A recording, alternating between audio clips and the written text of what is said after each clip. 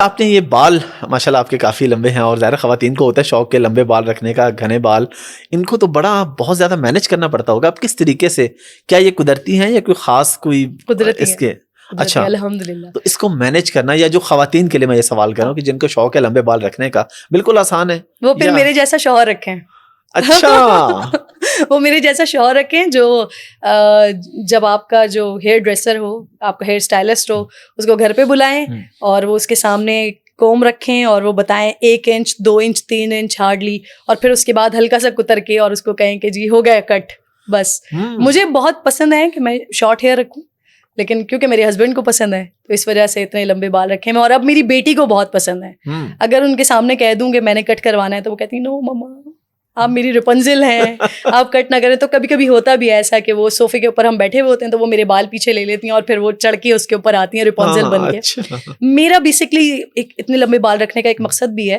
وہ مقصد یہ ہے کہ میرا چہرہ اسکرین پہ آنا چاہیے، لیکن میں اپنے آپ کو جس حد تک کور کر سکوں تو اللہ تعالیٰ نے ایک حجاب کے طور پر مجھے میرے بال الحمدللہ دیے ہوئے. تو میں اس کو، بہت سارے لوگ کہتے ہیں اتنے پیارے بال ہیں، اتنے بڑے بال ہیں، 90% لوگوں کو تو لگتا ہے ایکسٹینشن ہے. تو یہ اس وجہ سے میں نے رکھے ہوئے کہ جب میں شو کرتی تھی تو اتنی سی ونڈو ہوتی ہے نا، اس کے اندر میں بہت اسکنی تھی، چھوٹے چھوٹے سے میرے شولڈر سے، اس پہ بھی اگر آپ دوپٹہ ڈالیں اور ساری چیزیں ڈالیں تو وہ بہت زیادہ لگتا تھا. تو یہ بالوں کا ایک اسٹائل بنایا ہوا تھا، وہ فرنٹ پہ کور ہو جاتا تھا، خود کو بہت ایک اپنے آپ کو بھی ایک سیٹسفیکشن ہوتی تھی کہ جی کچھ کور ہوا ہوا ہے، آپ سکون سے ایک حجاب کے طور پر آپ نے اپنے بالوں کو لیا ہوا ہے. اور اب وہ ایک اسٹائل بن گیا ہے کہ وہ بس اسی طرح سے ہوتے ہیں، لیکن یہ اپنے ہیں الحمدللہ. اللہ تعالیٰ اس کو رکھے ایسے ہی. آمین. اور اسلام آباد کا پانی ویسے اچھا نہیں، کوئی ٹریٹمنٹ نہیں، کچھ بھی نہیں. بلکہ میں آپ کو بتاؤں کہ میرے سسرال میں بھی اور میرے میکے میں بھی آئی تھنک سو شاید میرے بال چھوٹے ہیں.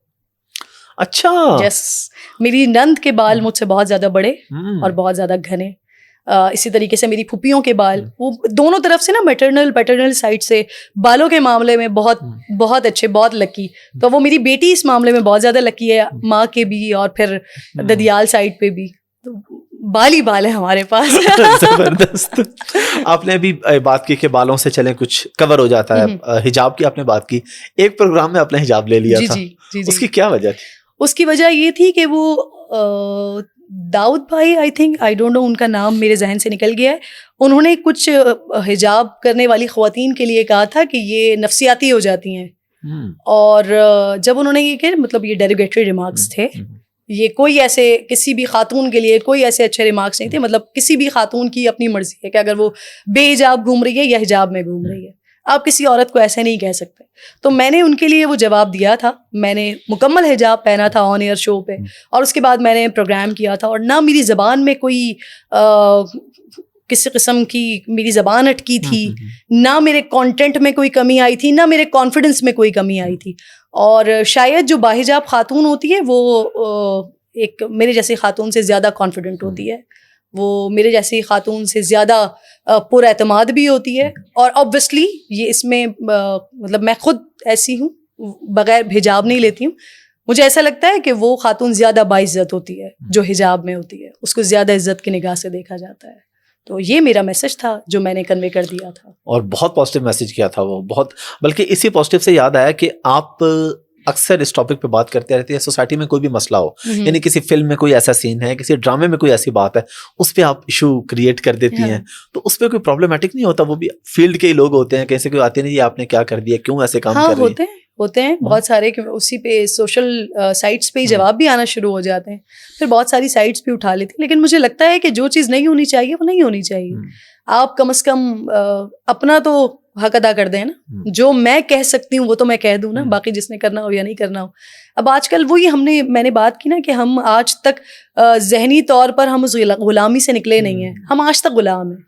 ہم اگر شادیاں بھی کر رہے ہیں تو اب پھر وہ یا تو ویسٹ سے لے رہے ہیں، یا ویسٹ سے نہیں لے رہے تو پڑوس سے لے رہے ہیں.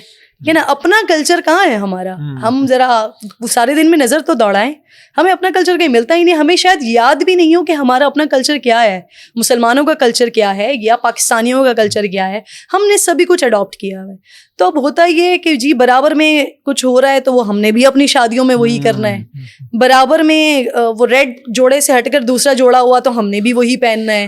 برابر میں جی وہ انہوں نے وہی بوسو کے نار شروع کر دیے تو وہی بوسو کے نار ہم نے بھی کرنے ہیں. پھر وہ ایک وقت آیا تھا کہ جی پیمرا نے شروع کیا تھا کہ بیڈ رومز کے سین نہیں ہوں گے ڈراماز میں, پھر وہ بھی آنا شروع ہو گئے دوبارہ.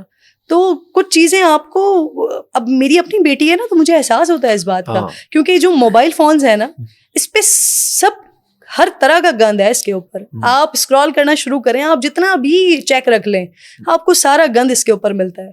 تو وہ چیز جب آپ کا بچہ دیکھ رہا ہے, اور صرف میرا بچہ نہیں باقی بہت سارے بچے پورے ملک کے بچے, ان کے ذہنوں پہ کیا, ایک پلیٹ فارم ہے, ہاں جب میرے پاس ایک پلیٹ فارم, ایگزیکٹلی, تو جب مجھے لگتا ہے کہ چیز نہیں ہے تو پھر نہیں ہے, میں بول دیتی ہوں. مجھے بولتے ہیں بہت سارے لوگ کیا ضرورت تھی, نہیں بھائی ضرورت تھی, مجھے لگتا ہے کہ ضرورت تھی تو میں نے کر دیا. باقی تو اللہ کی مرضی ہے کہ جس کو ہدایت دینی ہے مجھے ہدایت دے یا کسی اور کو ہدایت دے, لیکن مجھے لگتا ہے کہ مجھے جو لگتا ہے وہ میں کر لیتی ہوں.